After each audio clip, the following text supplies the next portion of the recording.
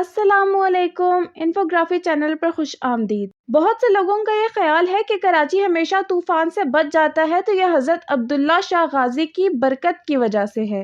مگر کیا آپ جانتے ہیں کہ حضرت عبداللہ شاہ غازی کون ہیں؟ آپ کس خاندان سے تعلق رکھتے ہیں؟ آپ کہاں سے ہیں اور سندھ کب اور کیوں آئے؟ آپ کو کس نے اور کیوں شہید کیا؟ آج ہم جانیں گے ان سب سوالوں کے جوابات، تو بڑھتے ہیں ویڈیو کی جانب۔ آپ کا اسم گرامی سید عبداللہ ہے، کنیت ابو محمد اور لقب الاشتر ہے۔ آپ سید محمد نفس زکیہ کے صاحبزادے اور عبداللہ المحض کے پوتے ہیں، جن کے دادا تھے حضرت امام علی رضی اللہ تعالیٰ عنہ کے سب سے بڑے بیٹے حضرت امام حسن رضی اللہ تعالیٰ عنہ۔ آپ علم حدیث میں ملکہ رکھتے تھے۔ آپ عظیم مجاہد اسلام ہیں اور آپ کی میدان جنگ میں مہارت کی دشمن پر بہت دھاک تھی۔ آپ باب العلم حضرت علی کرم اللہ وجہ الکریم کی اولاد میں سے ہیں۔ حضرت علی کے پیارے بیٹے نواسہ رسول حضرت حسن رضی اللہ تعالیٰ عنہ کے صاحبزادے حضرت حسن مصنع کی شادی حضرت امام حسین رضی اللہ تعالیٰ عنہ کی صاحبزادی حضرت فاطمہ صغریٰ سے ہوئی۔ اس لحاظ سے آپ دونوں اماموں کی نجابت کے وارث ہیں اور حسنی اور حسینی کہلائے۔ آپ کا نسب 5ویں پشت میں حضرت علی سے جا ملتا ہے۔ آپ کی ولادت 98 ہجری میں مدینہ منورہ میں ہوئی۔ یہ وہ دور تھا جب بنو امیہ کی حکومت آخری ہچکیاں لے رہی تھی اور پورا ملک انتشار کا شکار تھا۔ خلافت کے بارے میں اہل بیت اور غیر اہل بیت کا نزع وہ اہمیت اختیار کر چکا تھا کہ حق اہل بیت کا نعرہ لگا کر بنی عباس نے بنی امیہ کا تخت الٹ دیا تھا۔ یہ نزع دور بنی عباس میں بھی ختم نہ ہوا، بلکہ خلیفہ منصور عباس، جس نے اہل بیت سے خلافت کا وعدہ کیا تھا، اپنے وعدے سے مکر گیا اور تخت پر قبضہ کر لیا۔ کربلا کے عظیم سانحے کے بعد حضرت حسین کی اولاد نے کبھی اس تحریک میں حصہ نہ لیا اور وہ مدینے میں ہمیشہ علم و ادب، فلسفہ اور فقہ اور تبلیغ اسلام کی خدمات میں مصروف رہے۔ علوی تحریک ہمیشہ حضرت علی کی غیر فاطمی اولاد میں رہی۔ دور بنی عباس میں حضرت علی کے سب سے بڑے فرزند حضرت امام حسن کی اولاد کو پھر سے علوی تحریک کا علم اٹھانا پڑا اور اس طرح یہ تحریک حضرت علی کی فاطمی اولاد میں منتقل ہو گئی۔ دوسری صدی ہجری کے آغاز میں بنو امیہ کی حکومت ختم ہو چکی تھی۔ 148 ہجری میں حضرت سیدنا عبداللہ شاہ غازی کے والد محترم نے عباسیوں کے خلاف خروج کیا اور اپنی دعوت خلافت کی تحریک آپ نے مدینہ المنورہ سے شروع کی اور اپنے بھائی حضرت ابراہیم بن عبداللہ کو اسی غرض کے لیے بصرہ کی جانب روانہ کیا۔ یہ وہ دور تھا جس میں سادات و اہل بیت کو ظلم و ستم کا نشانہ بنایا جا رہا تھا۔ خلیفہ منصور عباسی نے سادات کے قتل عام میں کوئی کسر باقی نہ رکھی۔ حضرت ابن ابراہیم رحمۃ اللہ علیہ، جو بے مثال حسن اور خوبصورتی کی وجہ سے دیباج کے لقب سے مشہور تھے، انہیں زندہ دیوار میں چنوا دیا گیا۔ بغداد میں آج بھی یہ دیوار مشہور ہے۔ غرض یہ کہ عباسی دور میں سادات کے کئی بچے یتیم ہوئے اور کئی سیدانیاں بیوہ بنی۔ اسی زمانے میں حضرت عبداللہ شاہ غازی کو ان کے والد ماجد نے مدینہ سے بصرہ اپنے بھائی ابراہیم بن عبداللہ کے پاس بھیجا، جہاں سے حضرت عبداللہ شاہ غازی عراق سے ہوتے ہوئے اپنے وطن عزیز کو ہمیشہ کے لیے خیر آباد کہہ کر سرزمین سندھ کی جانب آئے۔ تاریخی کتب سے واضح ہوتا ہے کہ حضرت عبداللہ شاہ غازی کے والد نے انہیں دعوت خلافت کے سلسلے میں بحیثیت نقیب سندھ کی جانب روانہ کیا، لیکن حضرت صاحب کو خلافت سے زیادہ اسلام کی تبلیغ عزیز تھی، جس کی خاطر آپ نے ہجرت کر کے 12 سال تک سرزمین سندھ میں اسلام پھیلانے کے لیے تمام تر کوششیں جاری رکھی۔ چونکہ اس زمانے میں عباسی حکومت اور سادات کرام کے درمیان خلافت کے مسئلے میں شدید اختلاف تھا، حضرت عبداللہ شاہ غازی نے اس بات کو مد نظر رکھا کہ اگر وہ صرف خلافت کی غرض سے سندھ کی جانب بڑھے تو عین ممکن ہے کہ سندھ میں عباسی حکومت کے کارندے ان کے خلاف ایکشن میں آ جائیں۔ اس لیے آپ نے تاجر بیوپاری کی حیثیت سے اپنے تقریباً 20 مریدین کے ہمراہ پہلے کوفہ کا سفر کیا، وہاں سے اعلیٰ نسل کے گھوڑے فروخت کے لیے خریدے اور طویل مسافت طے کرتے ہوئے سندھ کی جانب آئے۔ عام طور پر آپ کو گھوڑوں کا بیوپاری سمجھا گیا اور مقامی گورنمنٹ کی جانب سے کوئی خاص مداخلت نہیں کی گئی۔ خلیفہ بغداد کی جانب سے حضرت عمر بن حفص سندھ کے گورنر مقرر تھے۔ وہ اگرچہ عباسی گورنمنٹ کے گورنر تھے، مگر سادات کرام سے انہیں نہایت عقیدت و محبت حاصل تھی اور خفیہ طور پر ان کی مدد کرتے رہتے تھے۔ عمر بن حفص حضرت سید عبداللہ شاہ غازی سے ملاقات کر کے بیعت ہو کر ان کے حلقہ ارادت میں شامل ہو گئے۔ 2 سے 3 سال کے عرصے میں دعوت و تبلیغ کی ایک تحریک خاصی پھیل چکی تھی۔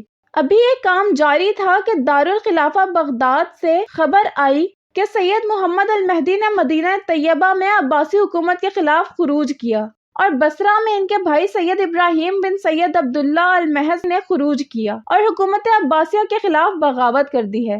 دونوں شہزادوں خاندان نبوت کے پھولوں سے عباسی فوج نے مقابلہ کیا۔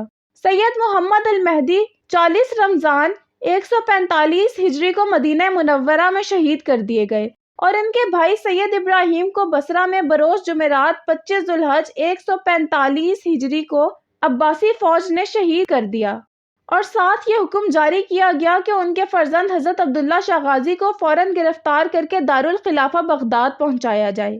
اس اطلاع سے سید عبداللہ شاہ غازی کو بہت صدمہ پہنچا۔ دعوت اسلام کی جو تحریک انہوں نے سندھ میں شروع کر رکھی تھی اور سینکڑوں لوگ اسلام قبول کرنے کے بعد ان کے حلقہ ارادت میں شامل ہو چکے تھے، وہ تحریک اچانک رک گئی۔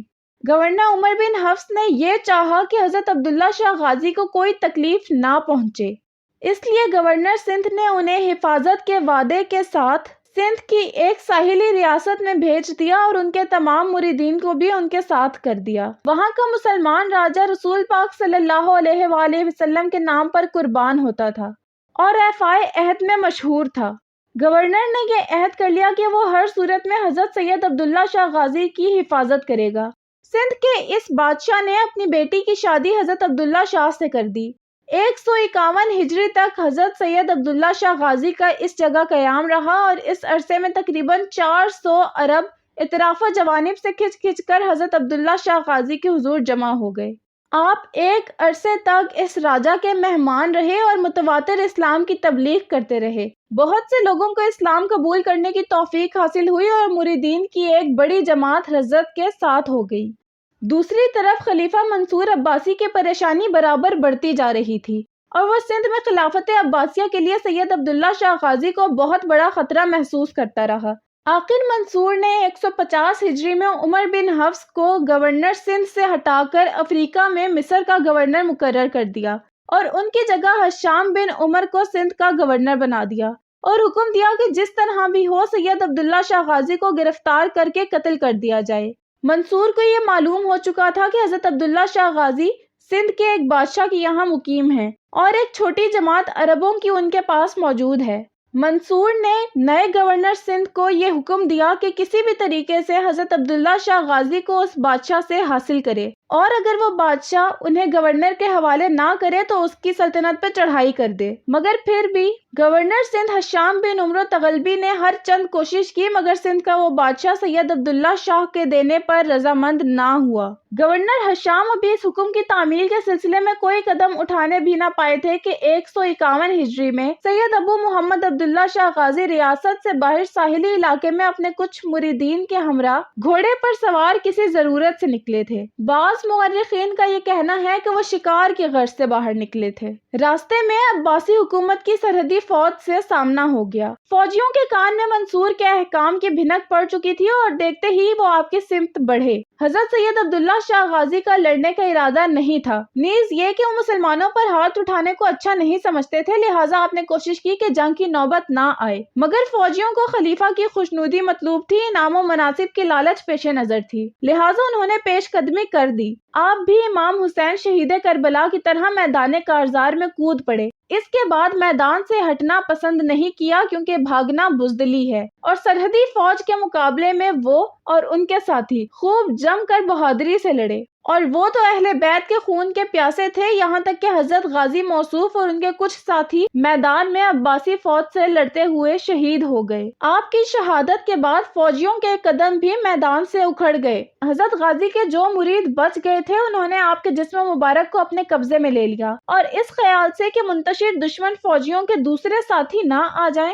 حضرت عبداللہ شاہ غازی کے جسم اقدس کو لے کر قریب ہی جھاڑیوں میں روپوش ہو گئے، اور جب اطمینان ہو گیا تو قریب ہی کی پہاڑی پر آپ کو دفن کر دیا۔ حضرت عبداللہ شاہ غازی کے ایک صاحبزادے بھی ہیں جن کا اسم گرامی حضرت سید ابو الحسن بن عبداللہ ہے۔ یہ ریاست میں اپنے والد کے ساتھ رہتے تھے۔ جب آپ کے والد شہید ہو گئے تو عباسی فوج نے فوراً آپ کے اہل و عیال کی تلاش شروع کر دی۔ جب یہ یقین ہو گیا کہ آپ کی اہلیہ محترمہ ایک فرزند کے ساتھ ریاست میں راجہ کی زیر نگرانی مقیم ہیں تو فوج نے راجہ سے انہیں جبراً حاصل کر لیا اور حشام کے پاس پہنچا دیا۔ حشام نے خصوصی فوجی دستے کی نگرانی میں خلیفہ منصور کے پاس بغداد بھجوایا۔ خلیفہ منصور نے انہیں چند روز بغداد میں اپنے یہاں ٹھہرانے کے بعد با احترام فوجی حفاظت میں مدینہ طیبہ روانہ کر دیا۔ حضرت سید ابو الحسن محمد رحمۃ اللہ علیہ کو اللہ تعالیٰ نے دراز عمر عطا فرمائی اور آپ کی ذات سے اسلام کو بے حد تقویت حاصل ہوئی۔ حضرت عبداللہ شاہ غازی کو ایک کم آبادی والے چھوٹے سے گاؤں کی ایک پہاڑی پر دفن کیا گیا تھا، مگر آج وہ پہاڑی پاکستان کے سب سے بڑے شہر کا ایک حصہ ہے۔ اگر آپ کو یہ معلوماتی ویڈیو اچھی لگی ہو تو اسے لائک کر لیں، اسے اپنے دوستوں کے ساتھ شیئر کریں، اور اگر آپ ایسی مزید ویڈیوز دیکھنا چاہتے ہیں تو چینل کو سبسکرائب کر لیں۔ شکریہ۔